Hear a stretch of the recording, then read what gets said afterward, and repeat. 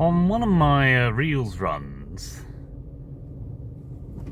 I made the comparison between the Bible and something that we have at our fingertips these days 24/7. And some people literally browse it 24/7.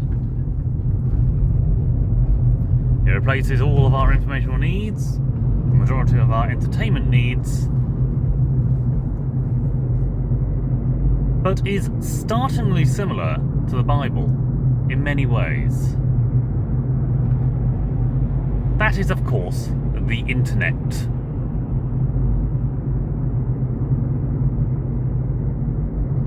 I grew up in the emerging times of the internet being popular.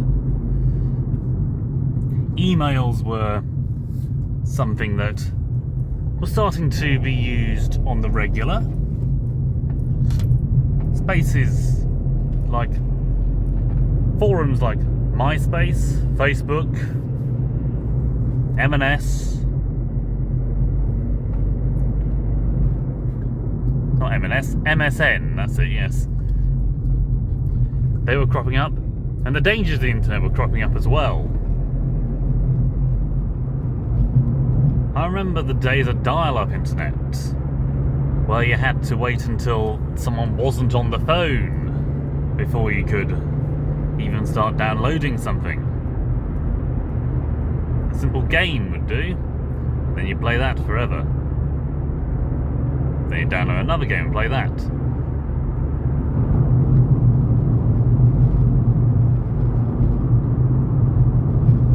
Nowadays, pretty much all our lives are on the internet. From our photo banks, our means of shopping, our means of communication, our means of booking.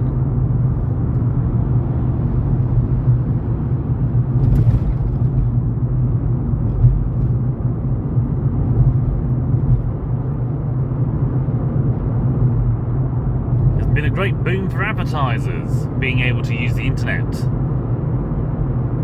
Because the moment someone shares something, it goes out there, all their friends see it, they may want to share it, it goes out there, everything goes well.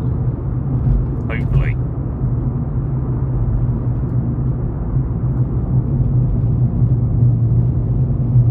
So I can see the benefit of the internet, no question of that. So how does the Bible match up to the internet? Well, strangely enough, it is precisely for the same reason. Well, not quite. How can I put it? Both the Bible and the internet supply all the information we could ever ask for. Everything we'll ever want to know about a certain topic, and more information than we would care to look at. Be it because we don't like the information, or because we're not particularly interested in that area of information.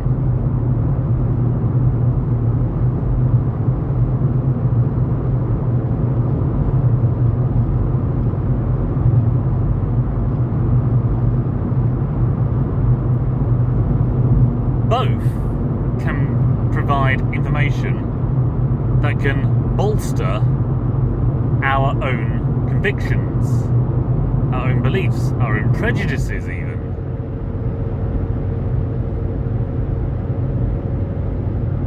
This is something that was commonplace in the early days, where people would use the Bible to support all manner of things, including racism, slavery, genocide, wars, even sleaze. You find that everywhere. Does the internet do that? Unfortunately, it does. Echo chambers. Literal forums where you can throw an idea out there and people will bounce it back louder and stronger than ever until eventually you think, yes, it is true, it must be true.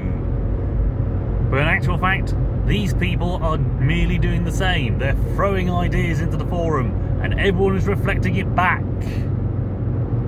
That is what the echo chambers are.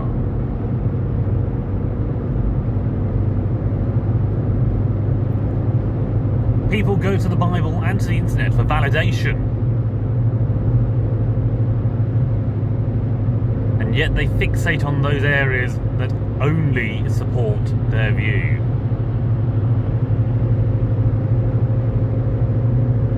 Sometimes it provides more information than you care to look at, namely those parts that don't prove your view.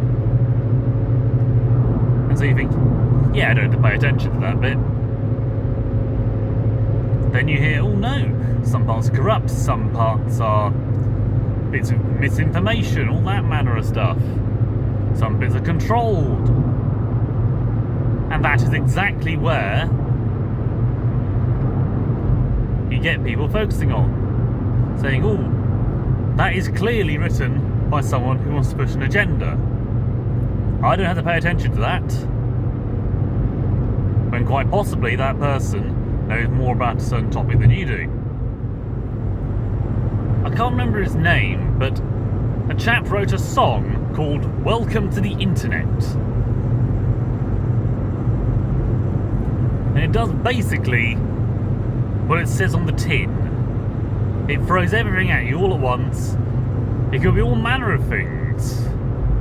From positive things to startlingly negative things, helpful things to downright depressing.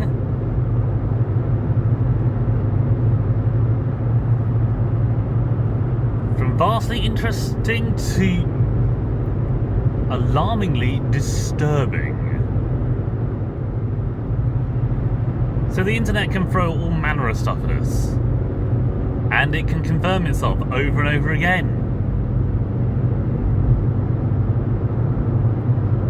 And many people say the Bible will do the same. But does that mean they're right?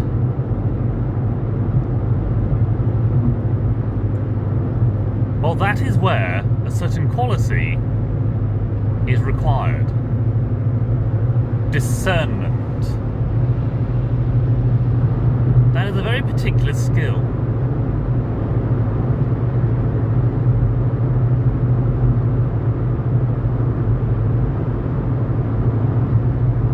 You need to discern what is truth from what is lies, from what is complete honesty, from what is metaphor.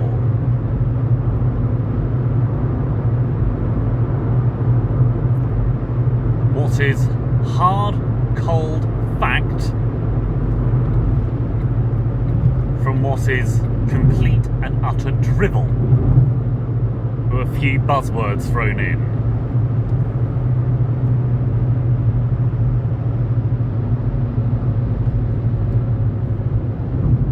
I find that a lot when doing research.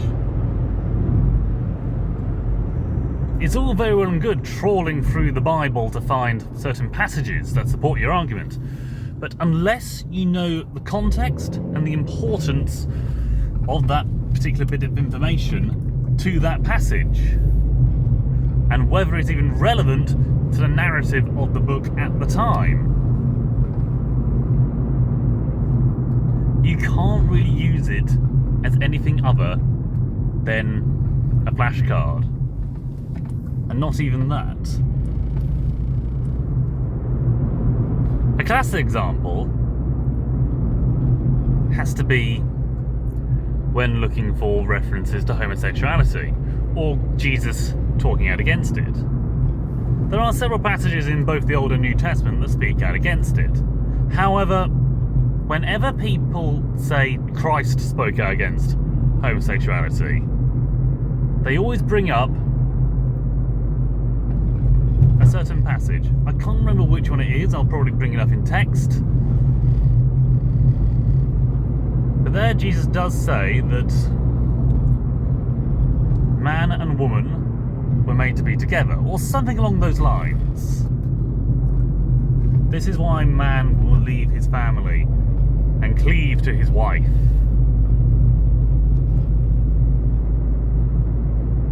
The male to female is clear here, but what is he on about?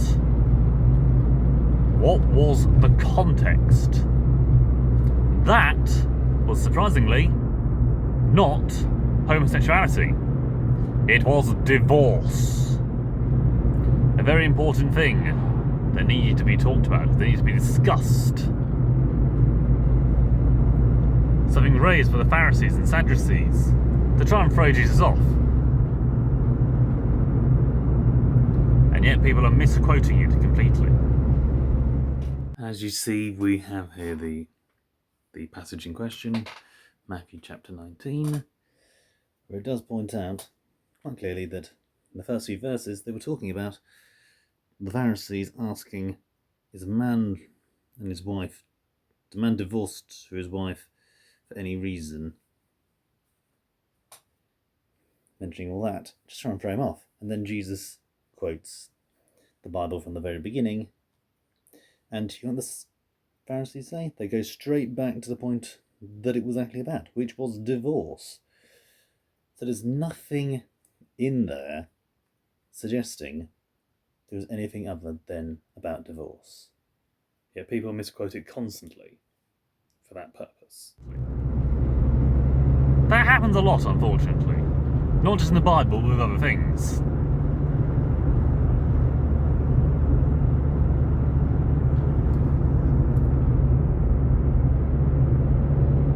Does that happen with the internet?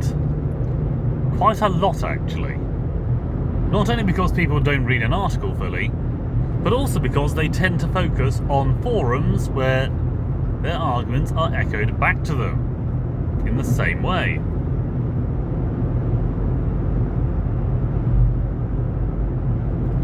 Classic example, that video should be up by now, is the Jesus is a myth. And a simple search, well, a simple search will show up the arguments that people raise about it, but does that mean they're right? No. You need to look through all the information about those individual gods, demigods, whatever they are, heroes, and see if the information provided has any solid background to it. Which unfortunately for the most part is not the case.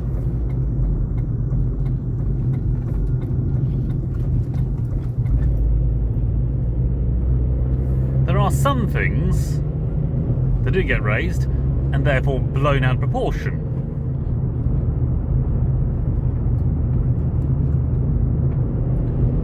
But as ever, a simple bit of research tells you all you need to know. This is the controversial TikToker and YouTuber called OnlyJS. She constantly does advice pieces, fun facts, and ethical pieces of advice, life hacks, that sort of stuff.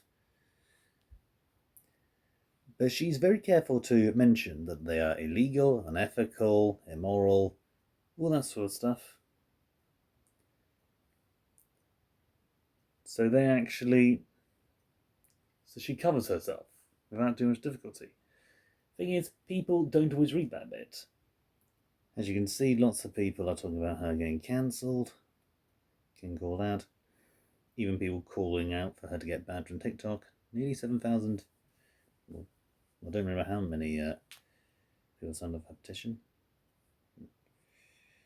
She herself spoke out about it as well, so she's aware of the damage that's happened and how she became the most hated TikTok creator.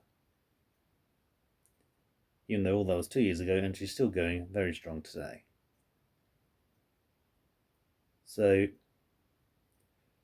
don't think that because people are shouting about her that she was anything other than misunderstood.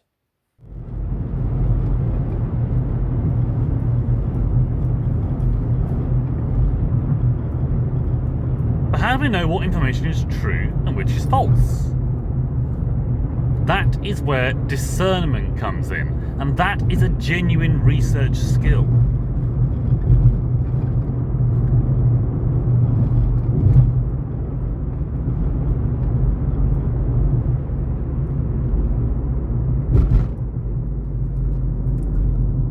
If you can't find it on a forum that is unbiased,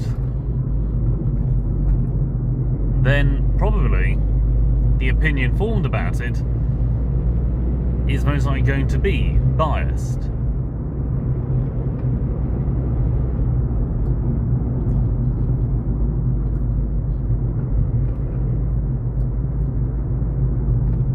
A good example I can come up with on the fly is vaccines. I'm not of the opinion that vaccines of any major diseases cause autism.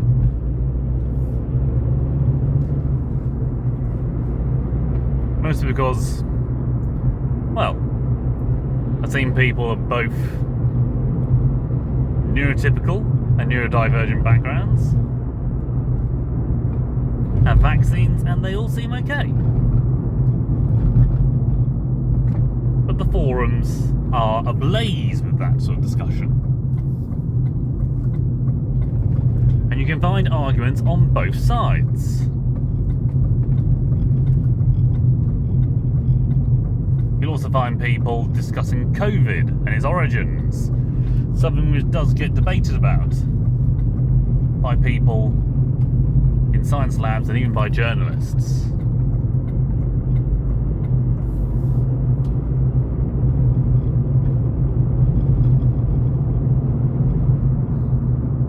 If it brings us back to a religious argument,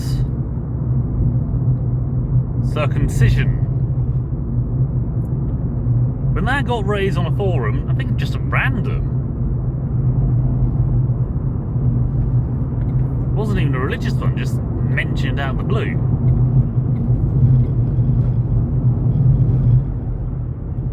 I took a look, and if you go on any medical science website, particularly things like the NHS, you will find there are many benefits and even reasons why people will get circumcised.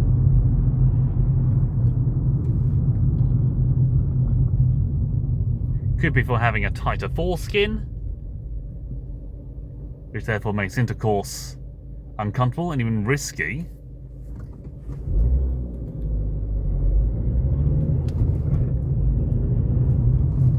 It could be to prevent the transmission of STDs,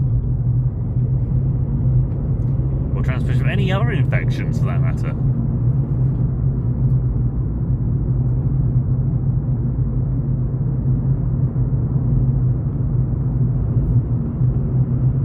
Interesting enough though, some people just find the first post they find that supports their argument and slaps it on the board. Doing some dedicated research, looking at the pros and cons of circumcision, rather than saying why circumcision is bad. That is the important thing. If you want to do a health and safety poster, that's your choice. But if you want to bring up a cost-benefit analysis into the debate, you have to look at both sides.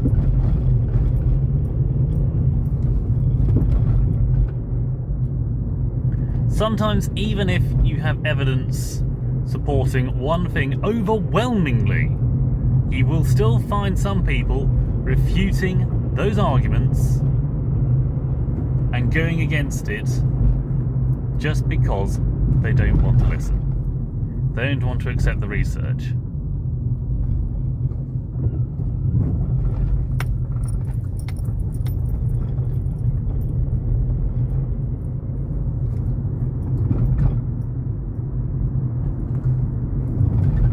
And you find that all the time. in biblical studies as well. People will say if you put 10 theists in a room, they'll come out with 15 different opinions of God, different views of God. And some will change their minds halfway through. Firstly, I say it's the case with everything that's subjective, including discussions between psychiatrists, between addicts, between runners and stuff like that. Even between reenactors or people that study HEMA.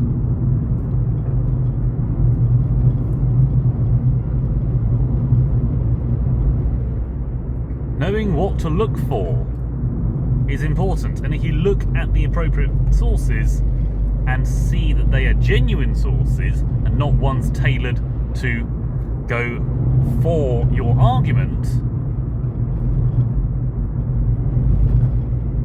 you should be able to find a balanced point.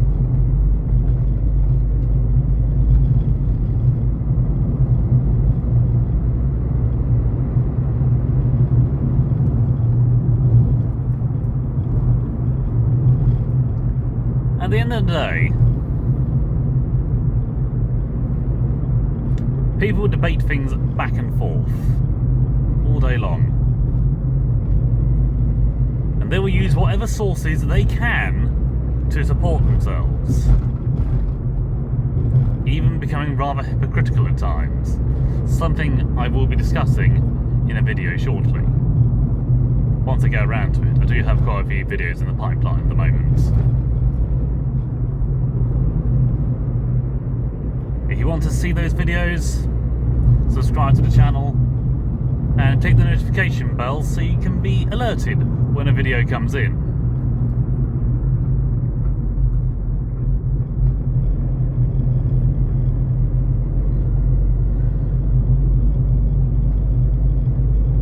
Also, leave a comment if you want to suggest something for me to do my research on.